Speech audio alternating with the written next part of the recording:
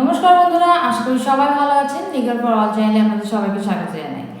বন্ধুরা, আপনাদের সঙ্গে আমি অনেকবার এটা শেয়ার করেছি, অনেকবার আপনাদেরকে বলেছি যে যারা ডিভোর্স নেবেন মনে করেছেন তারা যদি সম্ভব হয় তাহলে মিউচুয়াল ডিভোর্স নিন।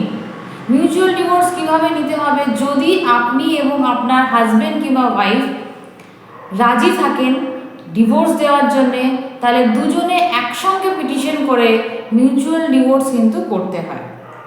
মিউচুয়াল ডিভোর্স করলে অনেক সহজে এবং অনেক তাড়াতাড়ি আপনারা কিন্তু ডিভোর্স পেতে পারেন। আজকে একজনের সঙ্গে আমরা কথা বলবো যে আমাদের একজন ক্লায়েন্ট এবং একজন ছোট বোনের মতো, সে মিউচুয়াল ডিভোর্স আমাদের থেকে করেছে এবং তার মুখে আমরা শুনে নেব যে কিভাবে সে কেমনভাবে ডিভোর্সটা পেল এবং যে কথাগুলো আমি বলি যে 6 মাসের মধ্যে পাওয়া যায় সেগুলো সে পেয়েছে কিনা তার মুখ থেকে আমরা জেনে নেব।